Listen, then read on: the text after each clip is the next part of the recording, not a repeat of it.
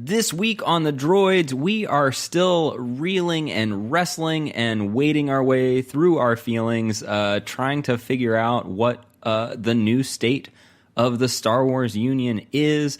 We're going to talk about the Rise of Skywalker, where we go from here. We're going to talk about hashtag release the JJ cut or release the Abrams cut. Whichever the hashtag is, I don't know.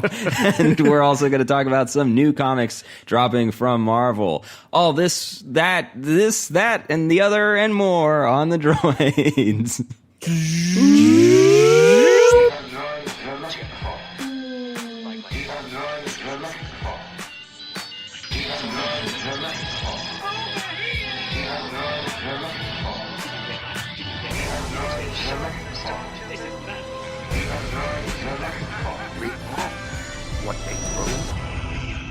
Welcome back to the Droids You're Looking For, a Star Wars podcast. Clearly without Mike, I'm Sam, alongside Chris and Ryan. I think that's a clear indicator of how we operate without... Well, Sam, when you said we've been wrestling, I thought, have you guys been having slumber parties without me?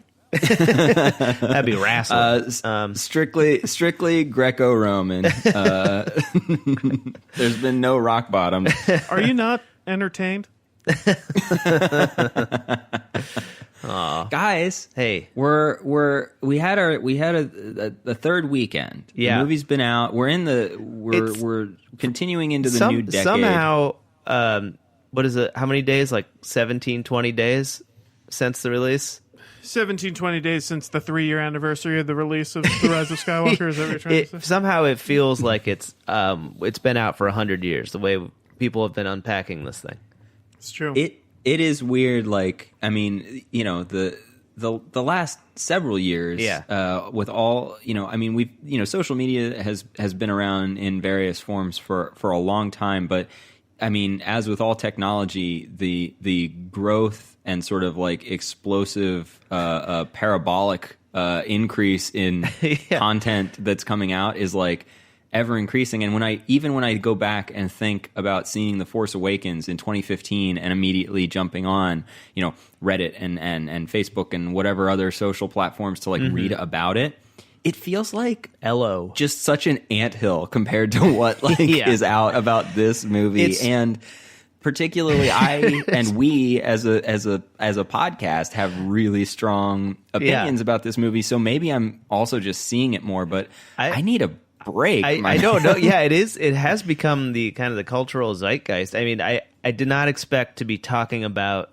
kind of the merits of the movie itself for this long, if any. Right. I think I was more expecting to be in that kind of honeymoon period that I was with the other releases, where you're seeing them 4 times, you're seeing them 5 times, you're just saying, wasn't that cool when that happened? Now this is kind of a lot of unpacking, a lot that or we you're do seeing it. You know, other fans who are just as intense a fan, you know, might only see it once, but really, really love it, and that's not like just the only measure of fandom. I think, though, I heard on another podcast, I believe it was. I want to attribute it correctly, but I don't want to misquote anybody. I believe it was on Scavenger's Horde, which I really enjoy as well. 2 of the other Star Wars podcasts. Shout out Scavenger's to Horde and Horde. Sky Talkers, I think, are both fantastic. They really...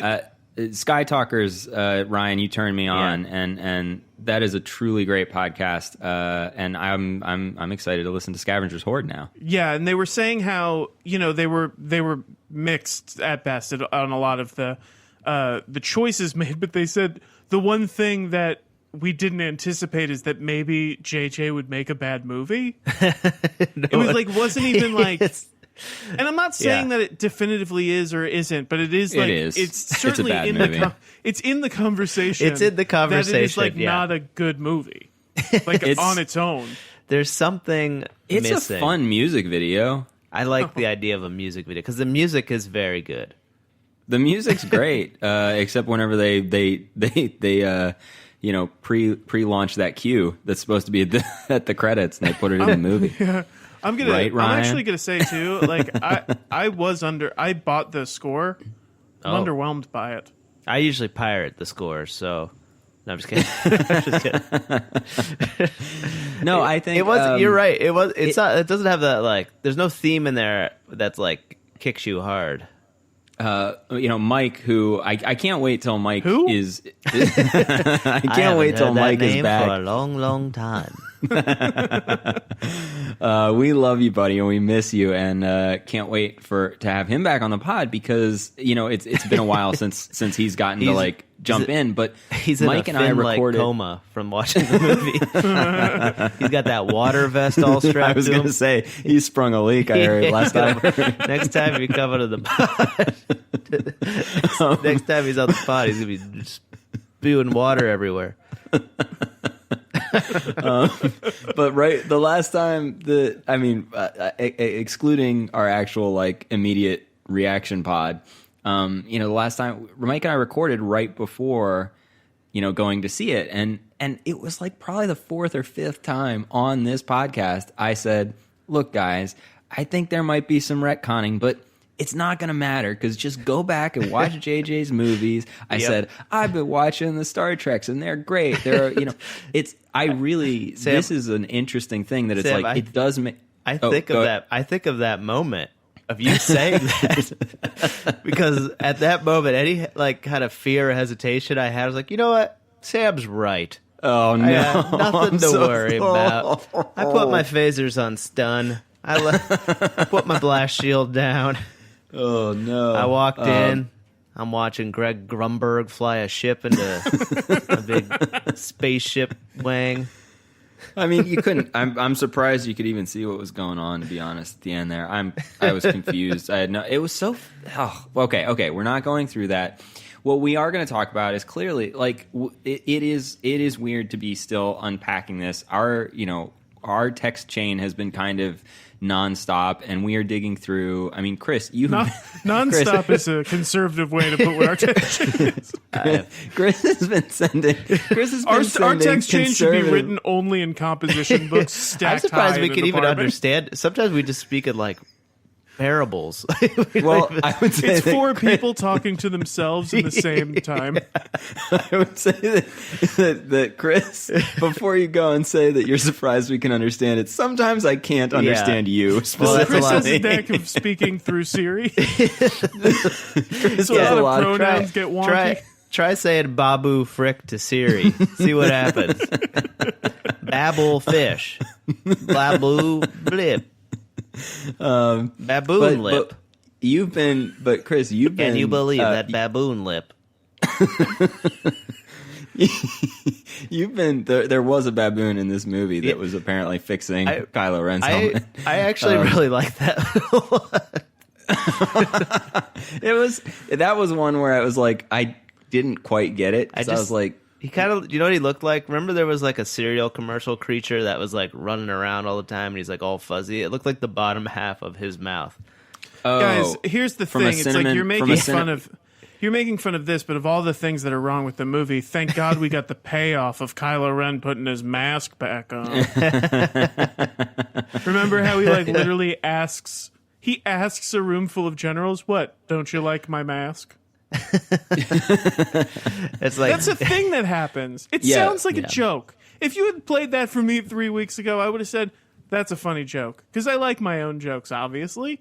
But it's an SNL bit. But that's Yeah. the thing. He really walks in and says, "What did you say?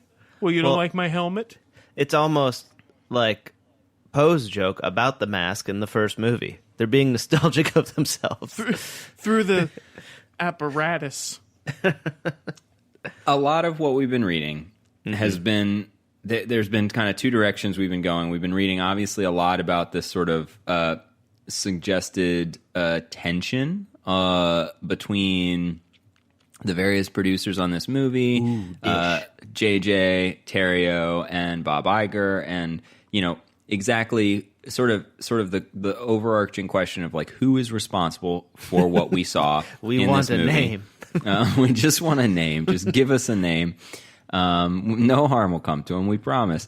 But Terrio and could is a Terrio, him. it could all be over. Just give us a name. It is a him, I'm sure, who's responsible for whatever this is. But the other way we've been going is like reading back through. I mean, there were so many leaks leading up to this movie, some of them amazingly accurate. I've been doing some serious research, guys. Yeah, There's so many things If Chris that... dedicated a fraction of the effort that he puts into like reading online like message boards from the last year into anything productive, we would be the he'd a biggest millionaire. podcast in the world. Ira Glass would be sweating us if He'd be Chris like, this week on This American Star Wars. We should launch This American Star Wars. We should rebrand. That's very funny. Yeah, so actually, guys, don't say it anymore because I think we have a golden idea. So we literally in our text chain we were talking about all of the things that in like the hype and all of the sound and fury that we forgot about that were like talked about a year ago. Like, remember when we talked about on the pod that people inside were saying that the final shot of this movie would blow people's minds? I think that must have been misquoted as it blew someone's mind apart, as in the Emperor's face literally melted away. No, but like they couldn't have been talking about the shot in the movie because we've seen that 1, 2, 3. This is the fourth time we've seen that at the end of a Star Wars movie. There was nothing that was mind blowing as the described. thing that was mind blowing was that they found out that they were using the same shot from Basana. The thing that makes you guys saw that, right? How it's the same shot.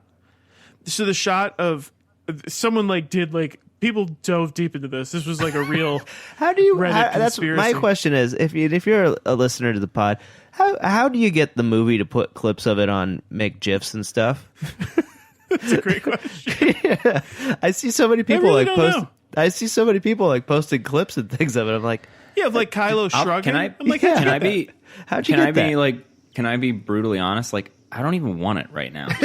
You know what I mean? And that's like a crazy thing for me to say. And I know that'll change. I truly do. I know I'm going to own this movie at some point. Obviously, I'm going to have access to it through Disney Plus, which I still love. But like, that's a weird place to be.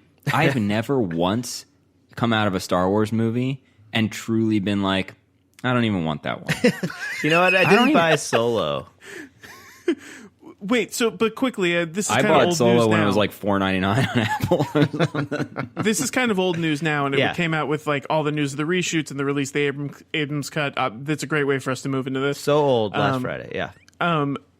So the shot of Rey with the twin sons at the end, people broke it down and like lined it up because they were like, something's fishy here. It does look weird. It's a cutout of they rotoed her out of the same shot in Pisana when she's looking at Kylo Ren's TIE fighter approaching, TIE Interceptor. So, and they used that same footage of her. Like, people lined it up and they just like rotoed her hand and like took the lightsaber out and stuff like that.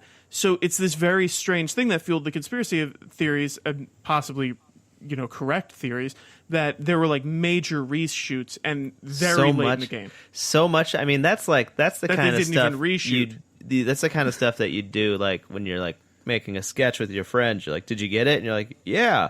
And then it's the kind of stuff that you do. I mean, obviously, like, this no, isn't the I case. didn't get it. I don't mean this in bad taste.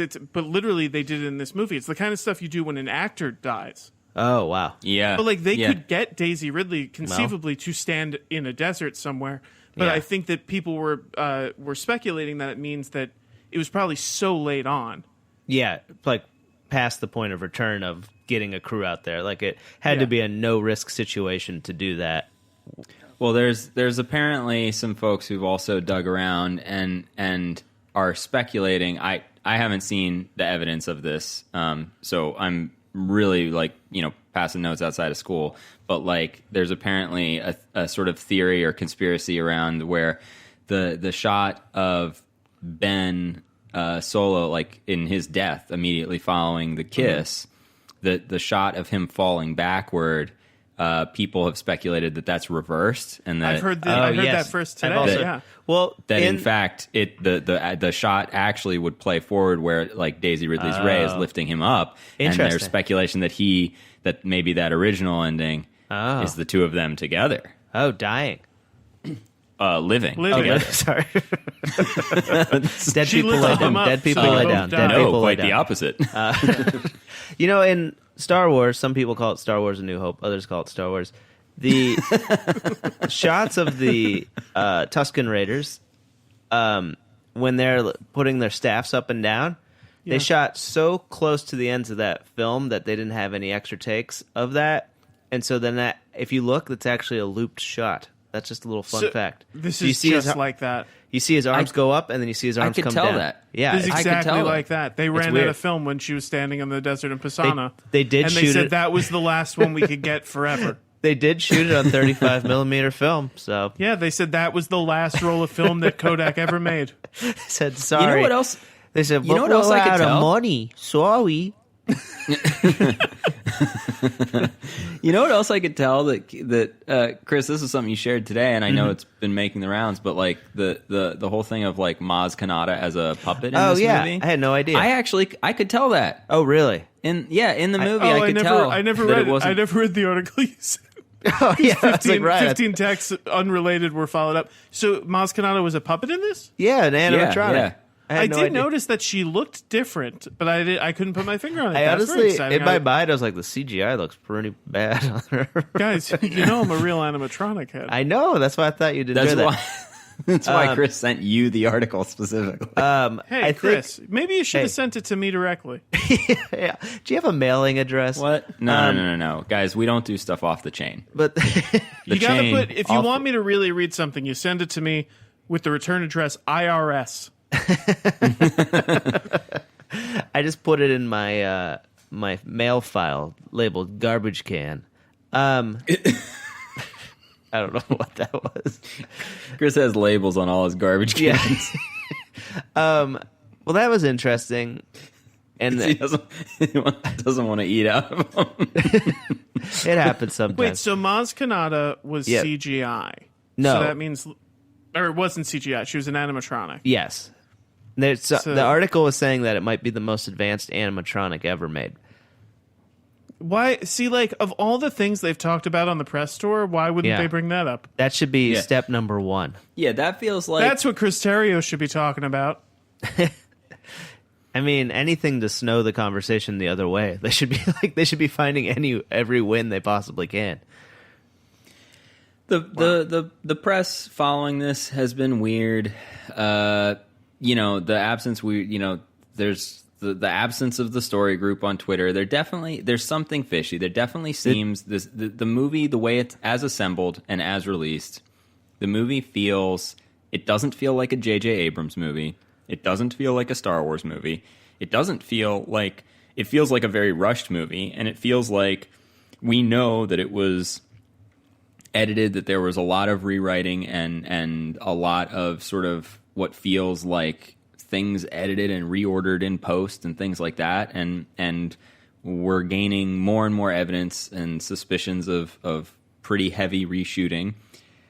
This one feels weird. Like it doesn't. It feels like guess whenever you heard about this with Solo, and you heard about it with Rogue One, and that felt like, yeah, but they're trying to get those Star Wars stories off the ground. They're trying to find their feet with them. That makes sense, In a saga film that's ending the saga, how do you, Well, also the narrative of those was that they hired like younger filmmakers who weren't as experienced, and they had to have someone step in, yada yada yada. But like this, it was like they went with the safe bet, like the almost ridiculously safe bet, to the point that we were like, that's a boring choice, but like okay, cool, like he'll bring it home, that'll be fine. But he'll send us, it's very strange. There's also like with the story group, a lot of the stuff I've heard, like Poe's background isn't in line with canon, right? And the canon is only like 4 years old. That's what I was going to bring up. Is that to me, this ending film, and kind of right when I saw it, then the press tour that's happening around it, it seems like they are giving up on this canonical enterprise that is Star Wars, in the sense that they were very big on making sure everything played together, everything tied in, the comics led up to the movies and everything. To me, I think they felt pigeonholed or locked in because they didn't know where to go, and then they put all these rules on themselves. To me, it feels like an abandonment of that. And the fact that they keep calling it the Skywalker Saga, which is like, no one... I can't think of many Star Wars people or anyone would refer to the series as the Skywalker Saga. That is like marketing packaging. That's like that's bundling. We called it Star Wars. It was called Star Wars. That was enough. So now what they can do is they can say, oh no, all that stuff happened in the Skywalker Saga, and then this stuff happens in this one, and then there's new rules and new things, and all that other stories don't really tie in with these stories. So to me, it feels like they started that abandonment with this movie when they're like, all right, well, this will be it for this kind of canonical juggernaut, and now we'll just have to fill in the other pieces as they lay. Do you think... You're not wrong, Chris, because I mean, we're already seeing, once. the... What's that? Man, I wish I hit record. You're you're seeing like gradually like the fingers get pointed. I mean, like Terry even said like, oh, it's only 9 movies because George always said it had to be 9. I mean, let's not bring George, like you guys haven't brought George into this at all. Like this is not, these are not the movies George wanted you to make. All respect to George completely. You paid $4.2 billion so you didn't have to listen to George anymore. Yeah, exactly. Well, and you can make either argument. I mean, it's interesting now because I think for a long time, certainly up through The Last Jedi, I would have argued that was a good thing. And as we had little rumors and heard, suggestions and whispers about what George wanted to do for He's 7, still 8, in 9, Sam's bathroom. I still I still think that where they were taking this between The Force Awakens and Last Jedi was more interesting to me. I was happy with that that choice, but I don't think you can't have it both ways. You can't point the finger at the guy after when the one that you did didn't work after you didn't listen to him for 4 years. This is what, like 8 years ago he sold the thing, right? Or 7? 7 years ago? Yeah, I think it was 2012. So I was right? like, all right, well, this guy he shouldn't even be in the conversation now. Like he's probably sitting on his couch watching his own movies or whatever. George's at home. Like I sold it for $4.2 billion. I gave the money to charity, and they're still yelling at me. Yeah, exactly. Somehow it's my fault. Everything's my fault. Yeah, that is. I never thought of it that way. That is really sneaky of them to be like, well, we went to George's house and we got his notebooks, and when George speaks, we're writing every word down. Like they literally said that in those. That's really funny. And then they say really dismissive stuff like, he loves his midichlorians. And it's like, you went to this man's house and we're like, listen, I know you don't get anything out of this anymore, but we were hoping that you'd just give us some ideas. And he was like, okay, this is what I imagine. Hey, George, you got anything to drink? You got anything to drink here? I'm real thirsty. Nah, I don't really like that. He tells them, and then they openly, in the press, are like, he gave us ideas. We didn't use any of them. Well, do you remember? It's like he didn't use any of them except all of them. We didn't use any of them except where he mandated it needed to be 9 films, and that's why this last one feels rushed. Yeah. You know what I mean? It's like, go. And also most of the basic plots and stuff. And because no movie studio is like Hunger Games. You can't. Why couldn't it still be 9 chapters just in 2 movies? So the rumor, exactly. The rumor. There's another rumor, and this relates to the JJ cut, everything. But that George had one of the things that this the idea of the Son of Mortis being the villain, and that was perhaps the role that Matt Smith was playing. Yeah. And now I just happened, so I think it's known on the pod that I'm not entirely caught up on Clone Wars, and I've been watching through it on Disney Plus, and this weekend. Good, I was watching it, and I got to the whole Mortis, 3-episode arc, and have you guys do you guys know who the Son of Mortis is? Have you like seen those? No. I haven't. I'm working my way through the series. Feel free to talk about it. It's been out for 10 years.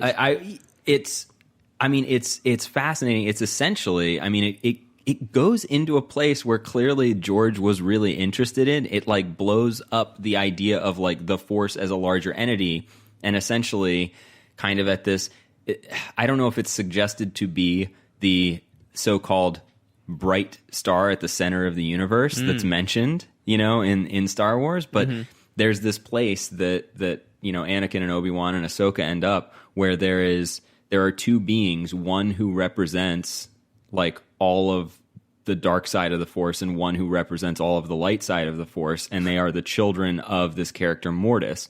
And the Son of Mortis is like the representation of the darkness, basically. And you learn it kind of dives into the question of like if and how Anakin could be the bringer of balance, so to speak, and they set up kind of a they present him with a trial essentially that he makes choices that then influence the rest of the series and where it goes, but the idea that George was advocating for a character like that to be brought in makes so much sense and would be such an interesting thing to see, because the character of the Son of Mortis in Clone Wars reminds me a bit of what they were doing. I was going to say with Adam Driver, although I don't know that the Son of Mortis was really being pulled to the light at all. But like this idea of who the villain could have been, I really think this movie like truly flatfoots itself and falls over coming in the door by having the Emperor back. And I think the most interesting version is like, how do you redeem Ben Solo if he's also the big bad of the movie? But then this idea of introducing Son of Mortis is really, really fascinating. Those episodes are in the middle of season 3. I don't know how far out you guys are from them, but like get to them quick, because I think especially now, especially right now, it's like really kind of important to the conversation. The more I watch this series of Clone Wars, the more I'm in the maybe controversial, not really, but I wish that the sequel trilogy was just kind of animated in that style. They would have been so lower pressure on my. It's really, it truly does, and I understand this. It all means different things to different people, but it truly does capture the spirit. Like what you're I haven't seen these episodes, but what you're talking about, I'm like, yeah, that's the kind of Star Wars I'm interested in.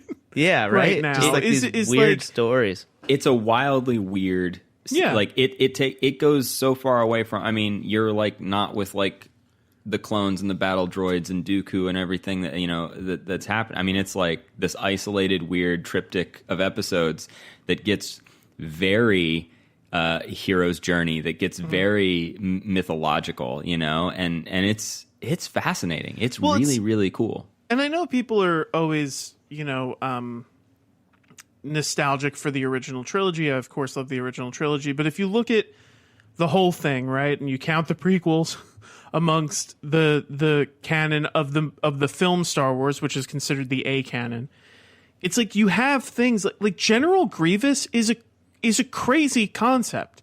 This like biomechanical robot spider dude who collects lightsabers from dead Jedi. It's like this very nuts thing that is like rad and super cool, and like I love it. And like the same with like the Camino cloners. It's like, and I've been watching a lot of old interviews with George Lucas from like the last 15 years or so, and he was telling the story about, it's very famous now that the quotes come out, especially now in the wake of this movie, but how he was saying like, they wanted to make one for the fans, and they kind of like decided that they're disinterested in kind of the treatments that I gave them. This is when The Force Awakens came out. And he was saying like they wanted to make a retro movie, and I always want to make movies that are pushing forward. We go to new planets, we have new spaceships, like things like that. And it was like, that's like so interesting because it is like such a difference of philosophy. Even when he was going backward in the timeline, he was like, I want to present new ideas and new things. These movies literally go backwards. Like literally are like, we want the old ships, we want the old characters, we want the old villains.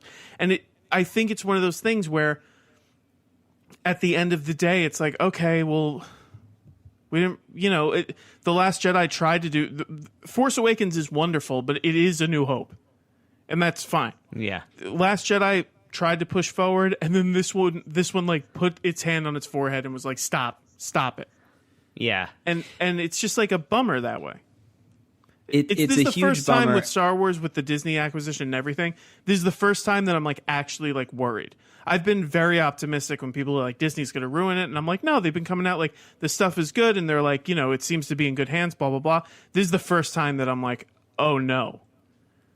I'm very concerned too. And it's similar for me, Ryan. We've all, I think, been really positive pro Disney voices on this podcast. And in large part, it's like because in terms of, I wouldn't say categorically pro Disney, but.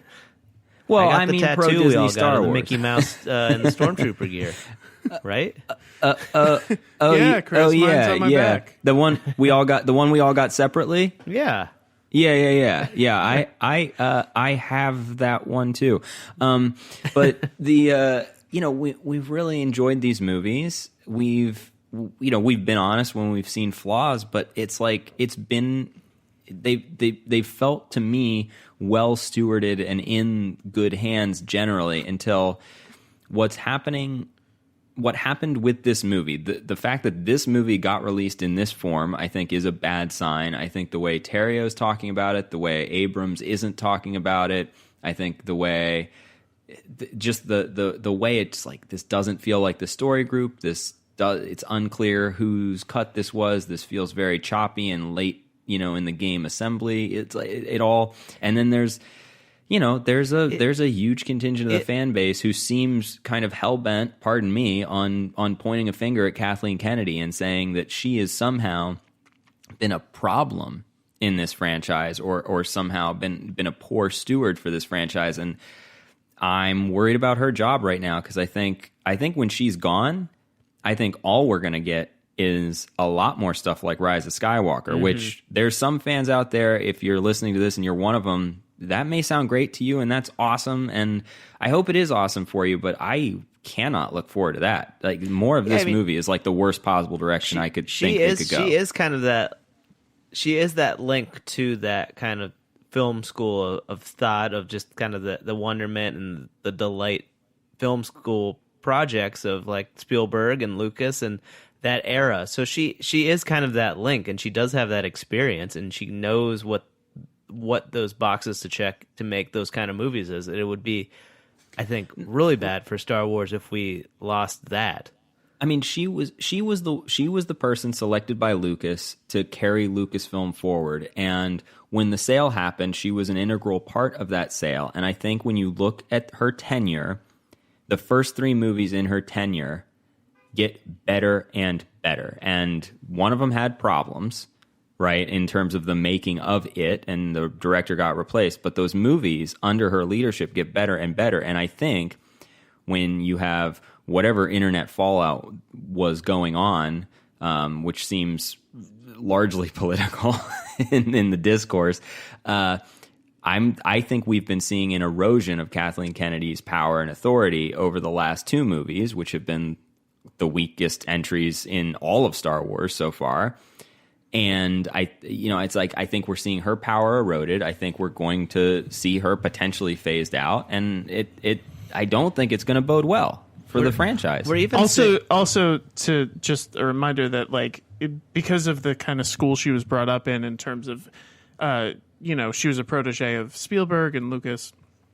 Like, she's a filmmaker forward kind of executive, which is not what Disney primarily is in the now. movie. So yeah, and she's been very quiet this press cycle, right? Like, I don't think I've heard from her. Yeah, because she probably saw the movie. and I get it. I mean, like, these movies, the movies that she makes are insanely difficult to make. Like, Yeah. the movies at the level that she's producing are like movies that they push the boundary, regardless of content. They just push the boundary from a production level. Right. And I think if you don't have someone that has that kind of experience and that kind of navigating, like that's going to be very, very difficult.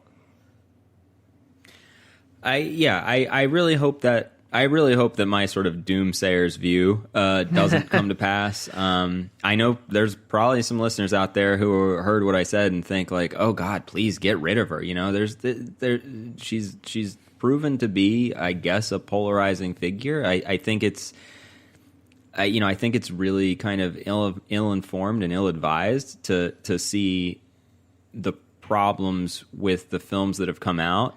And associate them directly with her, but I think that's I don't know. I think what we're also saying is just like you said, like we were always kind of like pro Disney. No, they're doing a really good job of it. They're letting Lucasfilm kind of do their own thing, but it's like kind of a classic the classic story, right? When a company joins another company, and everybody's like, "Hey, this is great," and then a week later, it's like, "What?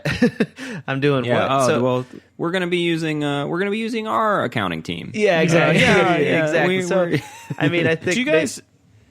Go ahead. Sorry. I was just gonna say, I think we got a little bit of transitional bliss where things were already in motion, and they were like, "Well, we can't upset this," and then once they kind of cut their teeth and get a little bit of money and skin in the game, then I'm sure the board and executive at Disney are kind of like, well, hey, wait a second, this is my company. Why aren't I making the decisions of this extremely successful wing? Like, I want a piece of this glory.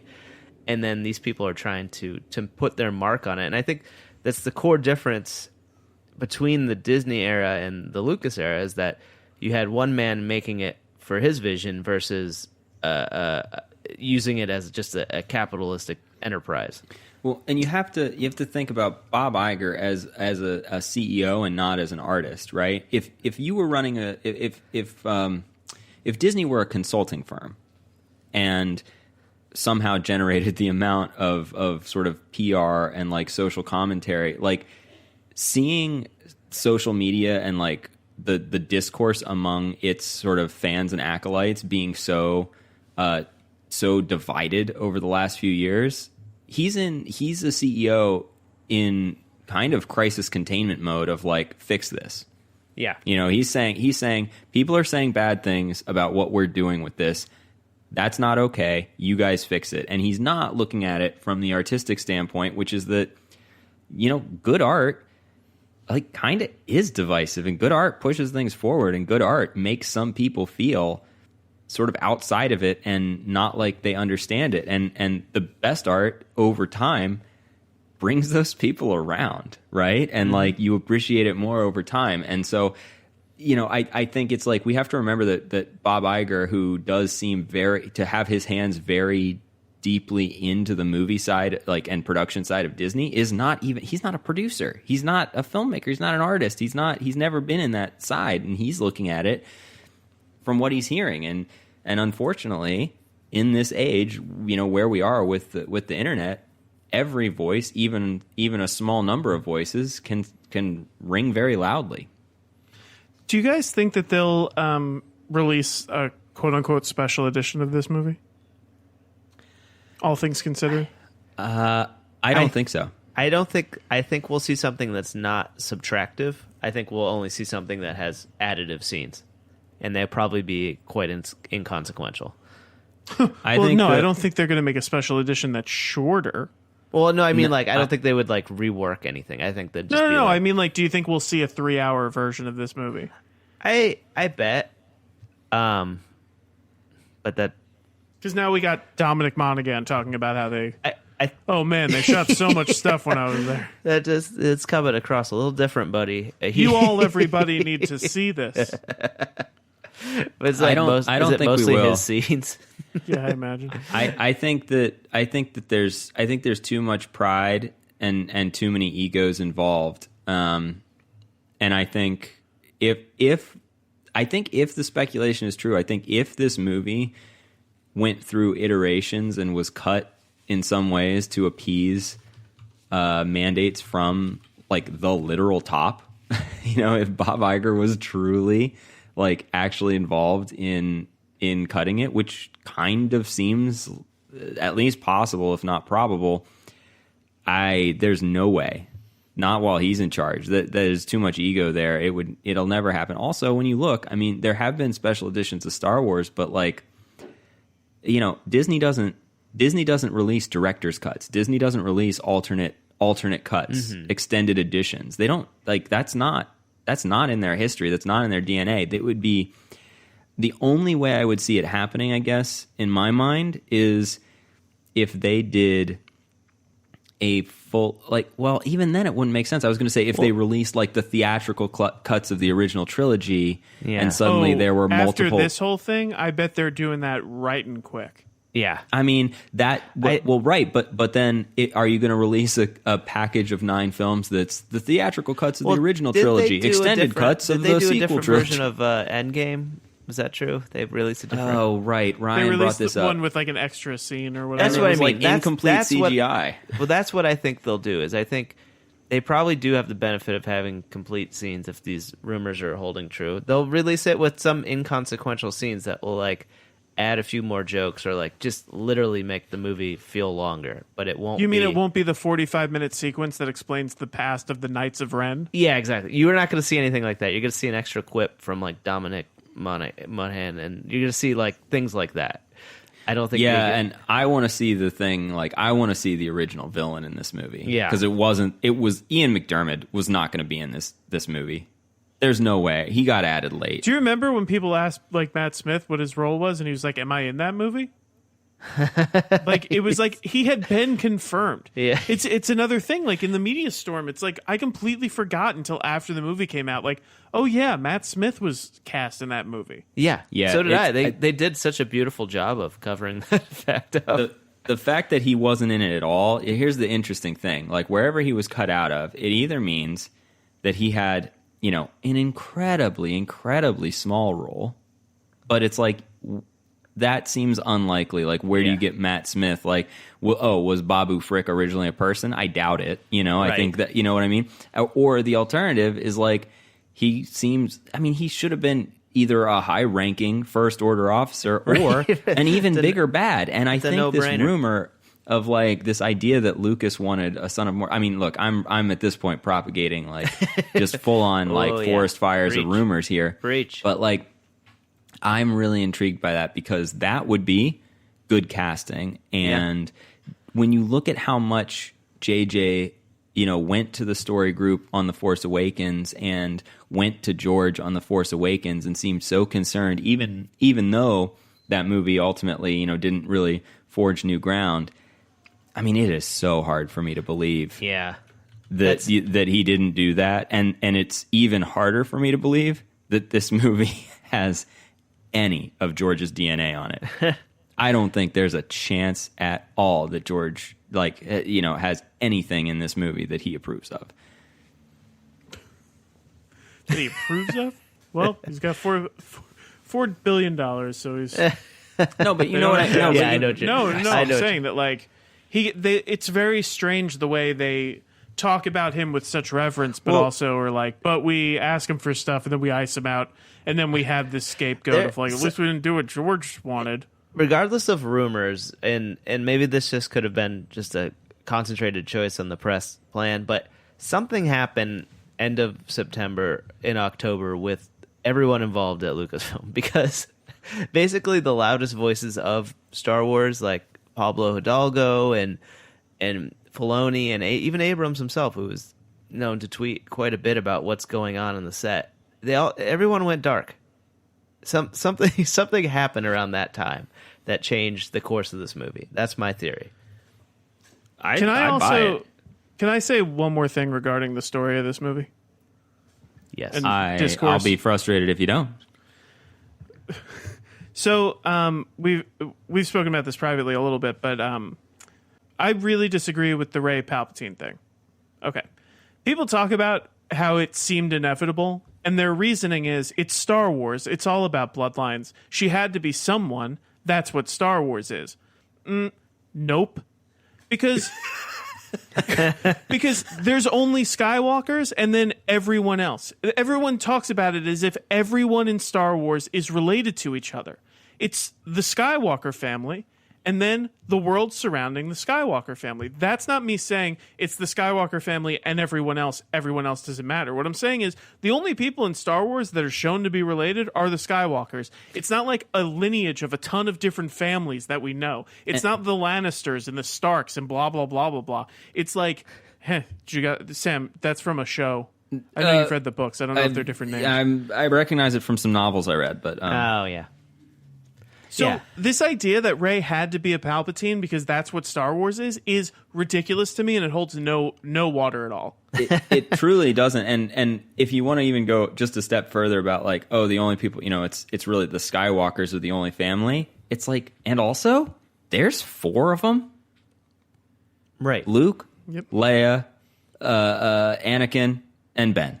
I mean, like that. Yeah, I guess as Shmi, well, but Shmi, yeah. 5. I didn't mean to cut Shmi out. But so we've got, and it's not uncommon that a story would follow a family and follow the lineage of the family, right? And that's your way in the family unit. And right? so we have Ben in the new trilogy. There's a Skywalker. Mm-hmm. We're full up on lineage. Cool. Done. Didn't need it. If they wanted to do that, then they should have just made Rey a Skywalker from the start. Like that should have been. They should have just made it one of their children. If this whole thing was going to be about. Listen, I want to be honest, like about how I feel about this because I've done some thinking. Obviously, to me, then if it adds nothing to the story, which it doesn't, and if it doesn't like adhere to these rules of Star Wars, which it doesn't, it's this made up thing that people are talking about with lineage. The only reason I could see that they had to put that in is in order to answer people on the internet who are trolls and, dare I say, when I'm talking about this specifically, this misogynistic streak in fandom that need an explanation as to why Rey is allowed, quote unquote, to be the protagonist. And that's insane to me. Dude, you're 100% right. The fact that people are like, oh, she's a Palpatine. Okay. Yeah. Thank God. People are like happy about this, not because it's cool, because they're like, well, that explains everything. It's like explains everything. Get out of here. What is it? It explains nothing. It didn't need to be explained, and this is again, exactly. Man, there was no explanation necessary. Just going back to like where Rian Johnson had set this up after episode 8, he had eliminated so many of these needless and just like BS strings of plot, and he had done the hard work that Abrams couldn't do, and Abrams rather than picking up an 80-yard pass, batted it out of the sky and said, we're going to kick a field goal. Right. And that's what you got. You got 3 points. Good job. Because it's so bad what they did, because you set up, like, again, we're talking about lineage, and if the arc of the Skywalkers is that Anakin flew so close to the sun and then fell tragically from grace only to be redeemed by his own son in the end, and then Luke's nephew, Leia's son, is in this like opposite realm of like trying so hard to be edgy and dark like his grandfather, but keeps finding himself pulled to the light. You end this movie with him being pulled into the light and the Skywalkers ultimately being redeemed as like a family of like heroes in the galaxy, and maybe it's because of the hard work of like a true ray of light in the universe. Like that's a good story. Also, who's part of a created family that's an extension of what Luke helped create in the first trilogy. They all become this created family, even though Leia is a sister, but Chewie and Han, and then they by a beautiful happenstance are introduced to this amazing character in Rey, and she is the one who helps rescue their son. That's not enough for people. I don't get it. Man, we have such a better movie going. It's insane. It's almost, and I mean this with no willful intent to harm the prequels. I'm just saying this Rise of Skywalker almost felt like a prequel in the sense that it was just peddling back story. Like it literally brought us up to no speed at all. And don't get me wrong, there are people out there that like the Palpatine thing just because they think it's interesting or a nice piece of irony where it's like a descendant of Palpatine beautifully helped a descendant of Skywalker. That's fine. But people who saw this movie and were like, oh, well, okay, thank goodness JJ fixed that. Get out of here. Stop it. It's not because you think it's interesting. It's because you thought that there had to be an explanation as to why Rey could be such a good, powerful character. Stop. Yep. Yeah. Sorry to get so heated. Yeah, no, I've been holding this in. I think this is a perfect way to kind of you can't say it better, man. This is the place to say it. And obviously it goes without saying to our listeners, if you've enjoyed this movie for whatever reasons, you had a good time at the theater, you had some great snacks, that's also perfectly fine. Of course.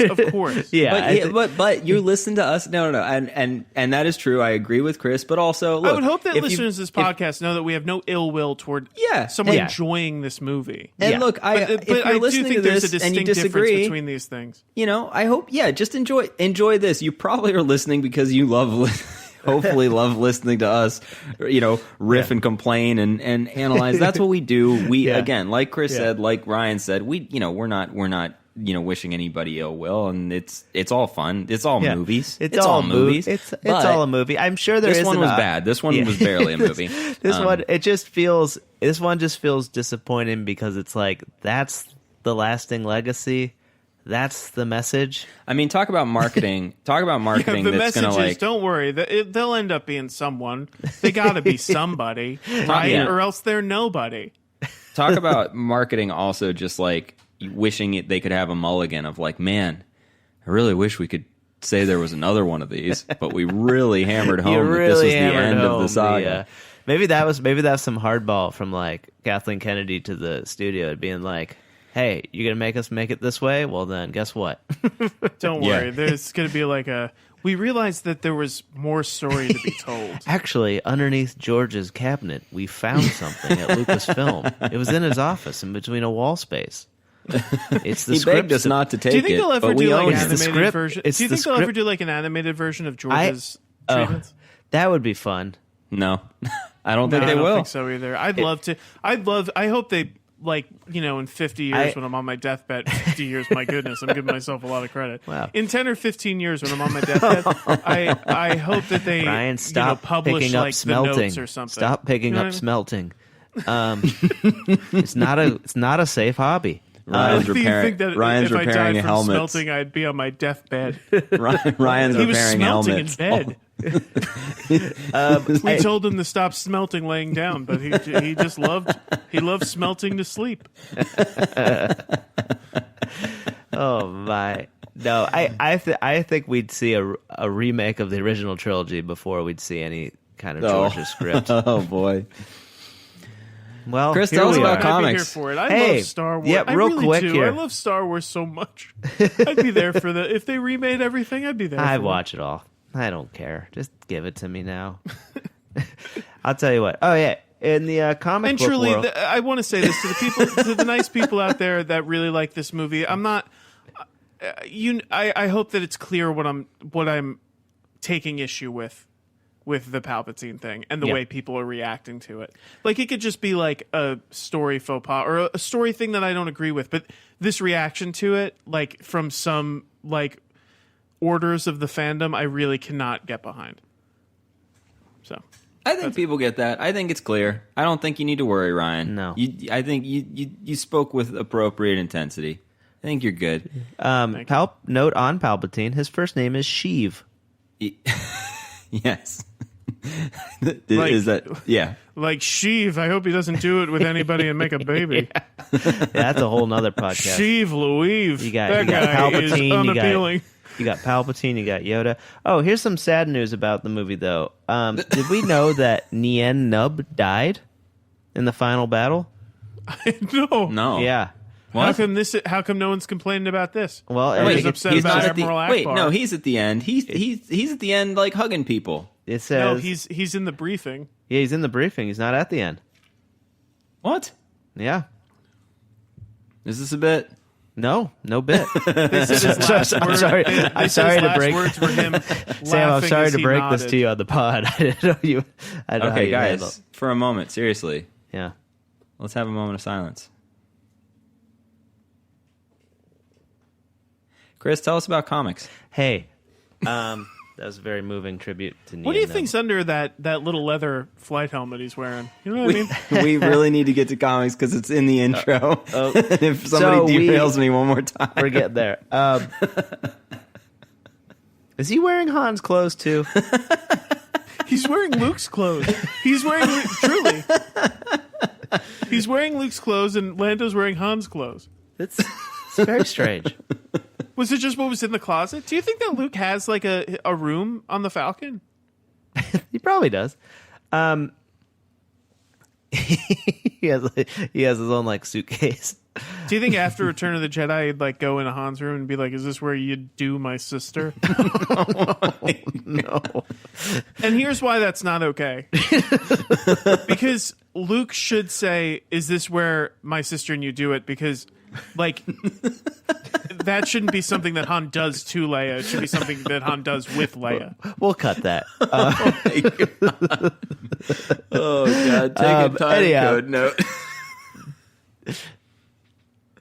In Star Wars comics, we've got a new Darth Vader #1 that has come out, and they're going to explore a little bit of Anakin's #1? internal. How many lines of... How many Darth They Vader restarted lines it a have few They times, restarted. Who knows what's happening? They're going to explore a little bit of the man behind the mask. I'm just glad they're finally exploring Darth Vader. You know? Right, we didn't get enough of that. We haven't got enough of that. Well, it is kind of neat. I feel this comic kind of tells maybe tips to their hand a little bit if they are going to talk about Anakin. And use the likeness of Hayden Christensen and kind of his thought process and things like that. Maybe they were going to do a little cameo in this movie.